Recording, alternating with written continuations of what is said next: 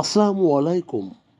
প্রিয় বন্ধুগণ, মধ্যপ্রাচ্যের আকাশ এখন বারুদের গন্ধে বিভোর, যেখানে মানুষের চেয়ে যন্ত্রের লড়াই বেশি প্রকট হয়ে উঠেছে।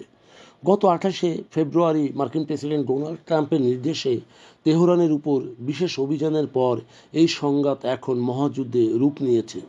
সাম্প্রতিক সময়ে কয়েক ঘন্টার ব্যবধানে ইসরায়েলি গণমাধ্যমগুলি দাবি করেছে যে ইরানের অন্যতম শীর্ষ নিরাপত্তা কর্মকর্তা ও সাবেক স্পিকার আলী লারিজানি একটি টর্পেডো হামলায় নিহত হয়েছেন, তবে ইরান এখনও এটি স্বীকার করেনি। তবে লারিজানির মৃত্যুর সত্যতা হলে এটি হবে ইরানের জন্য বিশাল ধাক্কা।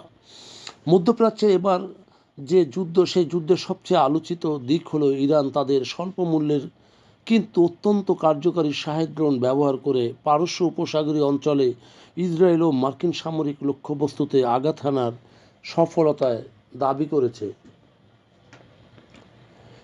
অন্যদিকে যুক্তরাষ্ট্রের ওয়্যার মেশিন তেহরানের আভ্যন্তরে নিখুঁত হামলার জন্য নির্ভর করছে MQ-9 রিপার ড্রোন। 30 মিলিয়ন মূল্যের রিপার ড্রোন বনাম ইসরায়েলি বা ইরানি শাহেদ ড্রোন। মূলত মার্কিন বাহিনীর সর্বোচ্চ মূল্যের এই রিপার ড্রোন, তার একচাটিয়া বাজার মূল্য প্রায় $3 মিলিয়ন বা 300 কোটি টাকার ও বেশি।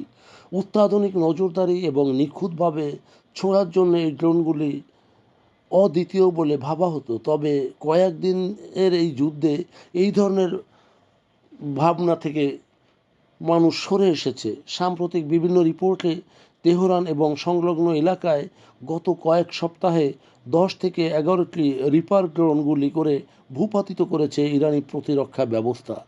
উচ্চ প্রযুক্তি সম্পন্ন এই ড্রোনগুলো কেন ইরানের মতো উচ্চ ঝুঁকিপূর্ণ পরিবেশে ব্যর্থ হচ্ছে তা নিয়ে পেন্টাগনে মারাত্মকভাবে তোলপাড় চলছে।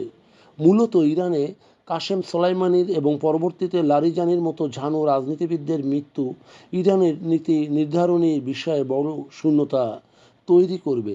এদিকে অত্যন্ত ব্যয়বহুল হওয়া স্বল্প মূল্যের ইরানি ড্রোন থেকে এই উচ্চ মূল্যের রিপার ড্রোনগুলোর রাডার সিগনেচার বড় হয় এবং ধীর গতির কারণে এগুলোর ইরানি মিসাইল সিস্টেমে ধরাশায়ী হচ্ছে বলে বিশেষজ্ঞদের ধারণা। অথচ ইরান তার সস্তা ড্রোনের মাধ্যমে ঝাঁক বেঁধে হামলা চালাচ্ছে, যা মার্কিন ব্যয়বহুল রিপার ড্রোন আর্থিক ও কৌশলগত ক্ষতির মুখে পড়ছে। তবে ইরানি স্পিকার আলী লারিজানির মৃত্যুর খবর যদি নিশ্চিত হয়, তাহলে তেহরানের পক্ষ থেকে পাল্টা হামলার আশঙ্কা করা হচ্ছে। তবে এই যুদ্ধে শুধু উচ্চ মূল্যের অস্ত্র ওদের সবসময় কাজে লাগে না, সেটির প্রতিফলন দেখা যাচ্ছে। বিশেষ করে এখন প্রতিপক্ষের প্রতিরক্ষা দেওয়াল ভেদের সক্ষমতা এই যুদ্ধের গতিপথ নির্ধারণের সম্ভাবনা বাড়িয়ে দেয়। প্রিয় বন্ধুগণ, যদি আমাদের এই তথ্য গল্প আপনার ভালো লাগে তাহলে লাইক এবং শেয়ার দিন, এবং আজ আমাদের সঙ্গে থাকার জন্যে ধন্যবাদ। আমাদের ফলো দিন।